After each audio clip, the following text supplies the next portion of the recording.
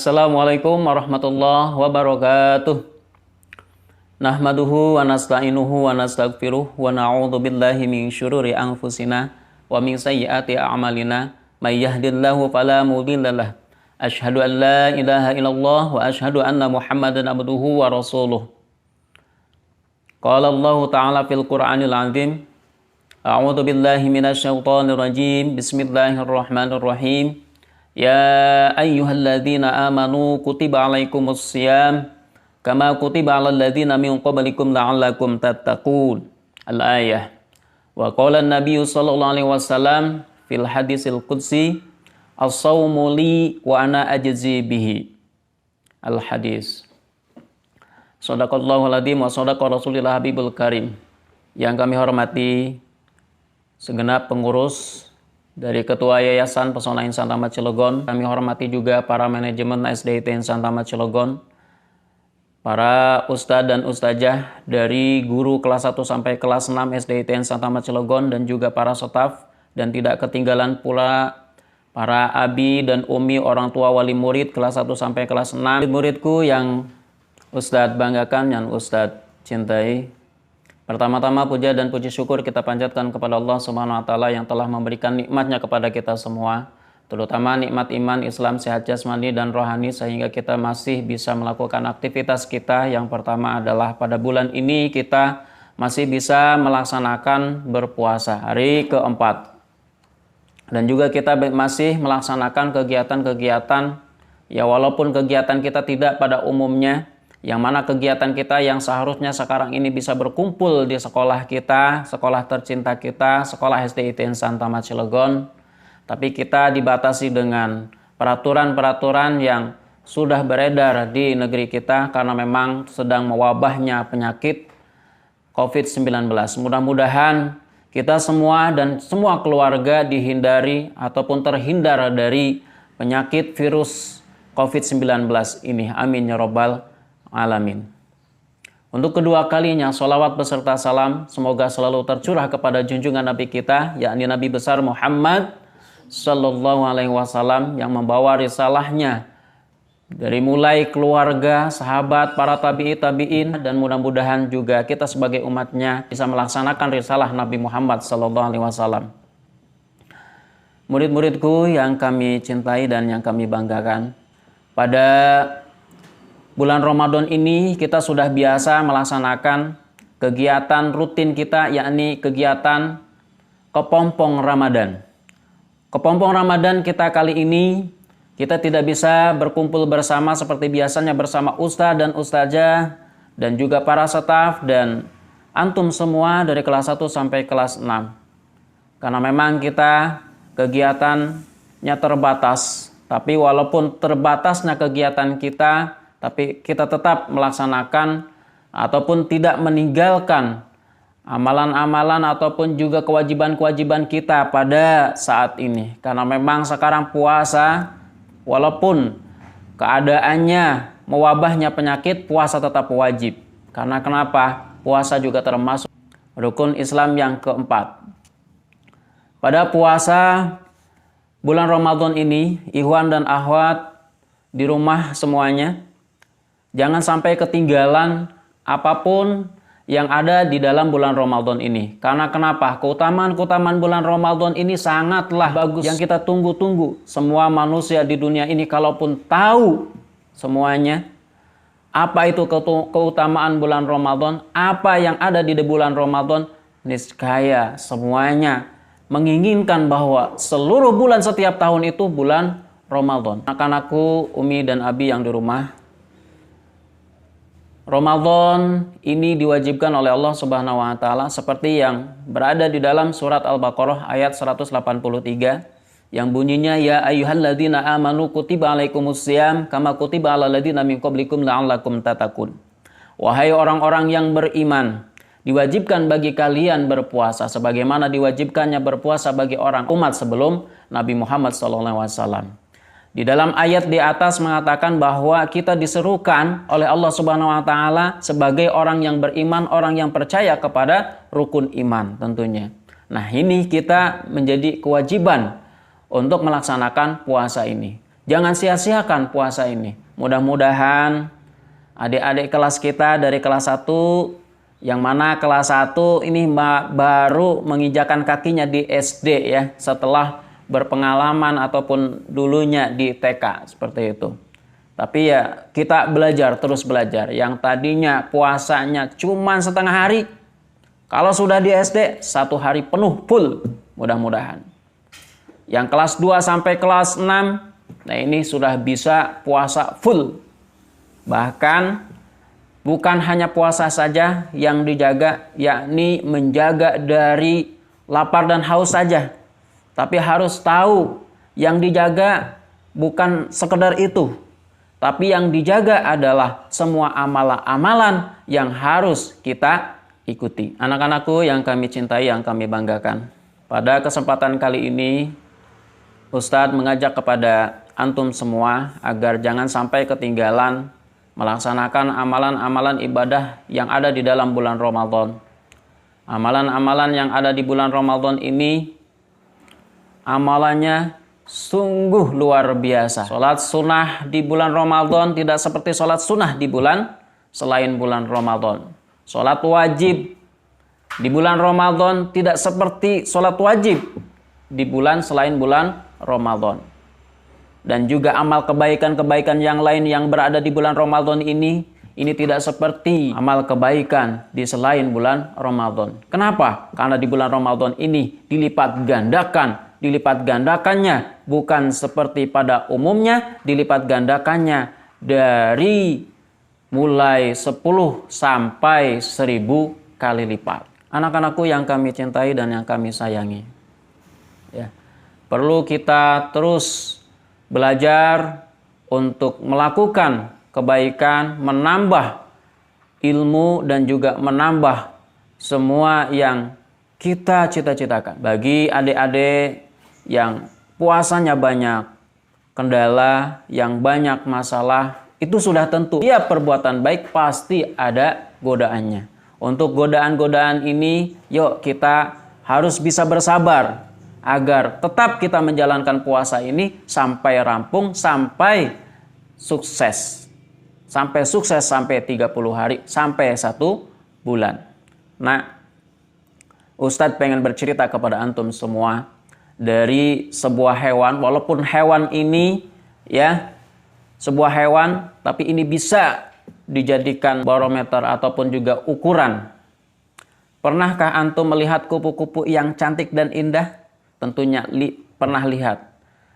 Kupu-kupu ini biasanya berada di tempat-tempat yang indah. Karena memang kupu-kupunya sudah indah, berada di tempat indah, ada di taman-taman, ada di bunga-bunga. Mungkin rumahnya kalau punya taman pasti ada. Ataupun pernah lihat kupu-kupu yang hinggap di situ. Perlu antum ketahui, bagaimana caranya kupu-kupu ini bisa berkembang biak, kupu-kupu ini bisa jadi indah seperti itu, prosesnya juga luar biasa. Prosesnya karena di kupu-kupu ini, nah bagi yang sudah kelas tinggi tahu yang namanya metamorfosis ataupun juga daur hidup. Nah, kupu-kupu yang indah ini berasal dari telur ya. Sebelum jadi kupu-kupu nanti menetas. Setelah menetas tersebut jadilah ulat. Ulat, tahu ulat ya? Yang biasanya kita lihat ya di sekitar kita yang berulat-ulat tersebut, bagaimana tuh ulat? Menggemaskan atau menjijikan ulat? Ulat tersebut terus setelah lahir dia makan daun. Makan daun sebanyak-banyaknya. Dari ulat tersebut nanti setelah makan banyak ada ulat yang berhenti makan. Berhenti makan ini dia mempunyai tujuan. Ya, punya cita-cita. Ya. Setelah berhenti makan, dia berdiam diri, berpuasa, tidak makan dan tidak minum. Kurang lebih 30 hari. Jadilah ulat ini menjadi kepompong. Pada masa kepompong tersebut, ulat tidak makan dan tidak minum. Setelah menjadi kepompong, nah dia akan berubah ataupun pecah kepompong tersebut, keluarlah kupu-kupu yang indah yang bisa terbang. Sebaliknya, Bagi ulat yang malas, ulat yang rakus, nah ini terus makan dan dia tidak mau berpuasa. Nah ulat ini nantinya tumbuhnya bukan jadi kupu-kupu, tapi tumbuh bulu yang panjang-panjang, yang hitam. Geli. Bagaimana kalau antum menemukan ulat bulu? Pasti ngeri. Gatel. Bagaimana perumpamaan kupu-kupu ini dengan manusia? Nah ini ada kesamaannya. Kita ambil pelajarannya. Kalau kita sudah dilahirkan masih kecil, nah ini masih berleha-leha, masih berfoya-foya, rakus, makan makanannya, tidak pernah berpuasa. Naudzubillahi min dalik. Nanti setelah besar belum bisa puasa ataupun belum bisa mengalami pembelajaran yang ada di dalam puasa tersebut.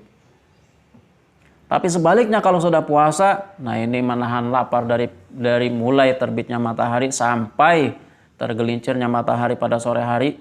Nah ini ada kesabarannya. Sabar apa? Sabar terhadap nafsu. Sabar terhadap makanan-makanan yang mengiming-imingi kita ataupun menggoda kita, minum-minuman yang luar biasa minumannya, gitu kan? Nah itu sabar. Yang kedua tentunya juga penyayang. Apa penyayang? Kita ini yang biasanya makan banyak di luar ataupun di mana ya, di luar selain bulan Ramadan, makan sekarepnya, makan seenaknya, gitu kan?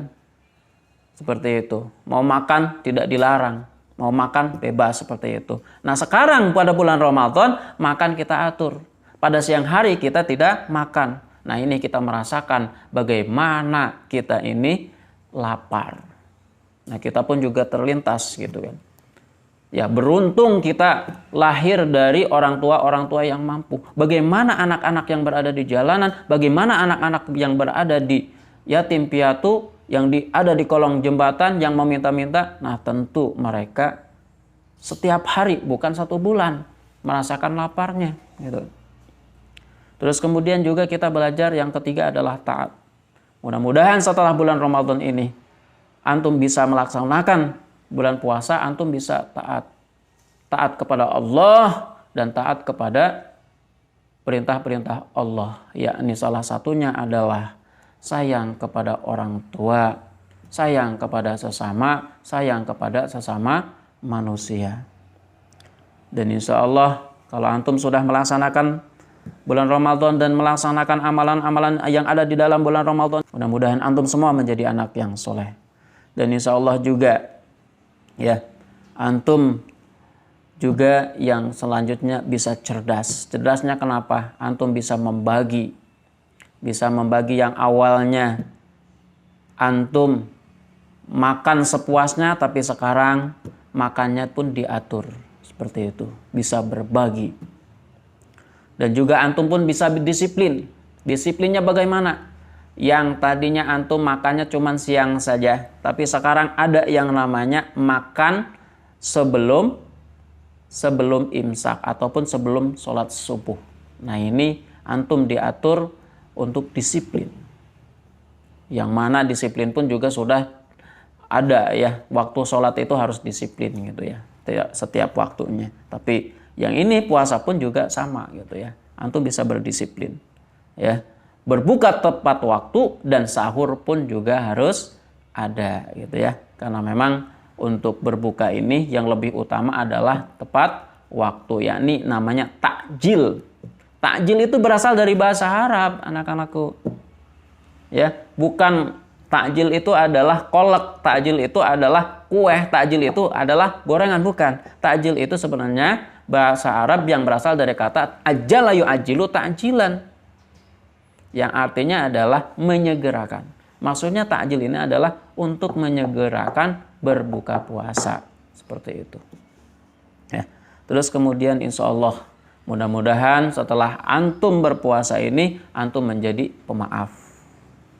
Ya. Dan juga yang perlu antum ketahui semua, di dalam bulan puasa ini adalah Pahalanya ini istimewa.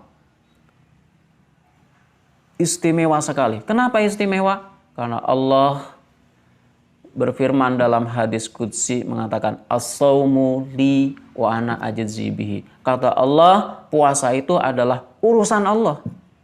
Wa ana ajzi bihi, dan Allah langsung yang akan memberikan pahala kepada antum.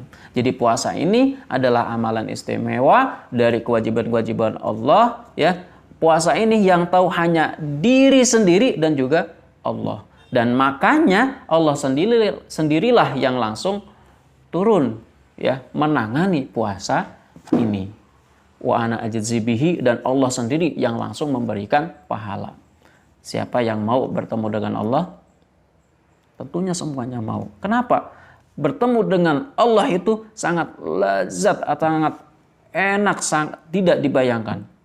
Bahkan surga pun itu tidak ada apa-apanya kalau dibandingkan dengan nikmatnya bertemu dengan Allah. Dalam puasa itu ada 2 kegembiraan. Ya. 2 kegembiraan ini salah satunya adalah kita dipertemukan dengan Allah Subhanahu wa Ta'ala. Anak-anakku yang kami cintai dan yang kami sayangi, mudah-mudahan kita semua dipertemukan Subhanahu wa Ta'ala di surganya Allah bersama Ustadz dan Ustazah semua di SDITN Santa Mat Cilegon, bersama Abi dan Umi semua kita berkumpul di sana. Paling itu saja yang disampaikan oleh Ustadz. Kurang lebihnya mohon maaf. Wabillahi taufiq wal hidayah. Wassalamualaikum warahmatullahi wabarakatuh.